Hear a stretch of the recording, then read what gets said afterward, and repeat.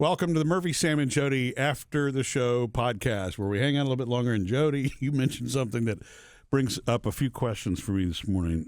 So we had an email about the bags, the handbags, right, that you've been buying. Designer handbags. And so, you had quite the find a few weeks ago, and we've had a couple of different, listeners say the same thing, right?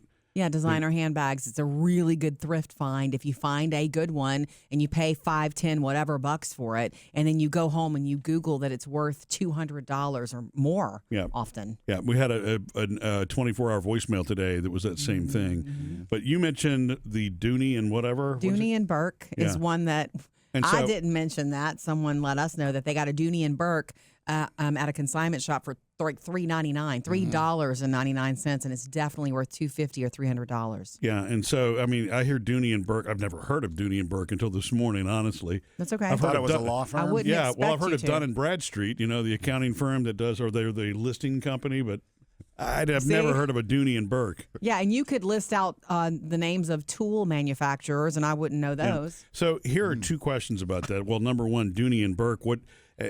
What's the story on that? I don't know. And then number two, you said... Do you think I know the backstories of all designers? Who is Michael Kors? How much time do you think I have every day? Because you know more than I do for sure about it. Yeah, You're selfishly, I know because I like Coach bags. Hence, that's why I'm asking you the questions as the expert.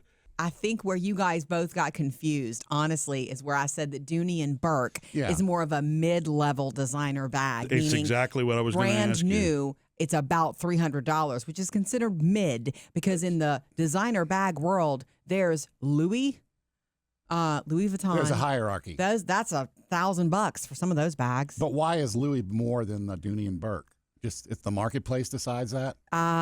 It's the marketplace decides that. I guess certain designers are just at a higher level. I have never pondered this question. It's just a fact. Mm-hmm. I just know it. When you say the term mid-level bag, in my head, that becomes $50, right? Yeah. Maybe $100, maybe, but not $250 or $300. Mid-level designer. Okay. There are people in the world who manufacture things, and then there are people who are designers who design and get a certain amount of credibility. Yeah. And with that, reputation is everything. What is that thing they said in Game of Thrones? Power lies where we give it. Yeah. So we, as the marketplace, have given Coach the power to get the prices that they are able to get for those bags. And when I see that name, obviously I know, okay, that's a big designer. The fact that there's a Coach store should tell you right off the bat it's good enough to have its own store. Coach is probably considered mid-level on some levels. What? Yeah, I mean, you can buy a Coach bag for $300, a new one. No, you can. Yeah.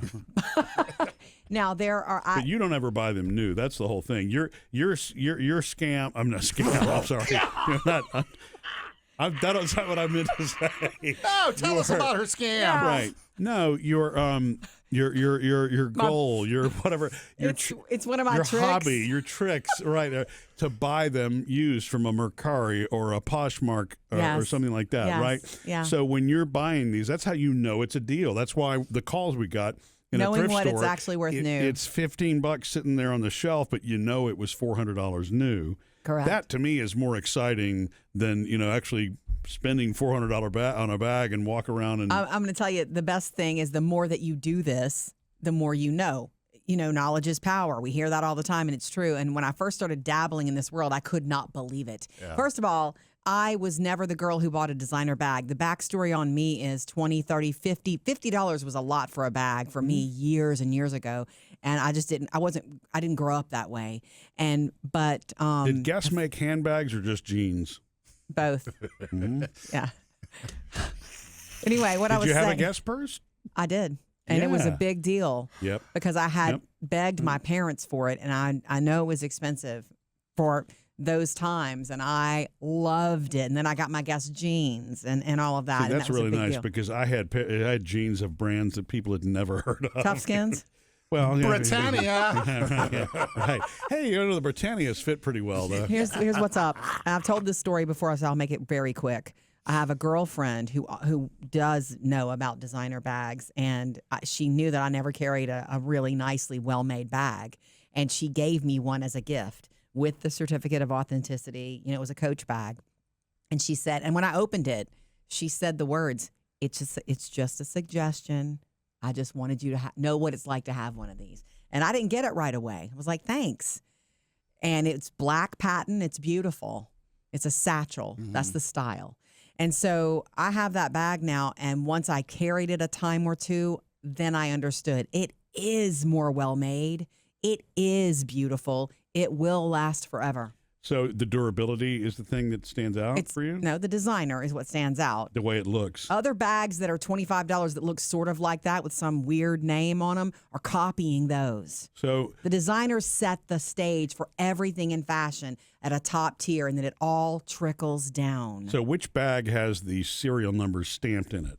I think Coach bags do. Dooney and Burke's do. I know Louis do. Probably all the super expensive ones. Right. Okay. I can't answer that question with complete certainty, but if it's a designer, most of them you can prove that you can search the number. This brings me back to Dooney and Burke then. Obviously they're good enough to have a serial number in theirs. So how's that? I don't How know did Dooney meet Burke? I don't know anything about Dooney and Burke because I don't have one. Their bags have never spoken to me like, oh, I got to have one of those. You know what I mean? You have different styles. I have a question. Okay. When did purses become handbags? I don't know the answer to that, but. And why? I just call them purses still. I don't. Okay. Again, my answer will be my assumption and opinion. I don't know this as law, but to me, a purse just sounds more casual and a handbag sounds more chic. Oh, okay. And a handbag, when you grow up, you have a handbag. When you're, 11, you have a purse. Well, think about it. 400 years ago, everybody was carrying a purse. It just looked different. It was just a satchel or whatever it was, a little tiny bag. And both men and women carried purses. There was no distinction between wallets, purses, or any of that. Yeah. I don't think it was all a purse. I'll go take you back to my scam that I currently run. Yeah, when I first started doing it, work. Murphy, it's funny, you learn just the more you dig into a hobby or scam, as you like to call it. That was an the accident. last time I was at a designer consignment store, and this was out of town. I looked under the glass, and the good bags are under glass. They are. And I was looking, and I was like, ooh, I see a Marc Jacobs. And it was leather, and I knew the color was like taupe, and it was like I knew that was a buttery, soft, thick, durable leather. And I thought that is probably worth $400 or $500. And I asked them to take it out, and I immediately looked at what they were asking for it, and they were asking like $50 for it. And then I Googled it. I just Googled it, and it didn't take me long to find the one I was looking at, and it definitely was like a $500-$600 bag. So you bought it? I do own it. Aha! I do own it. Oh, I did, but I could not.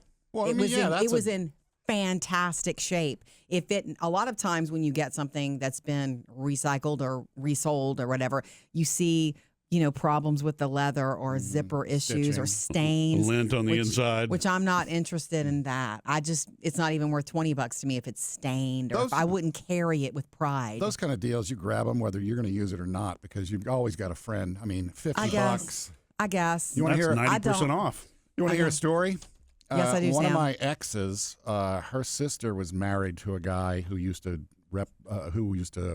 try to sell these purses to the department stores. He was a rep for one of the big designer companies. I feel like I knew that. Or I knew this ex. So okay. whenever we'd go to their house, he always had a couple of these giant cases. Oh my gosh. Full of this year's models that he would bring for demonstration purposes. Oh my God. Did she ever get any of them? Yeah, she got a couple. Like once the season was over, it's like, you want any of these? Oh my gosh.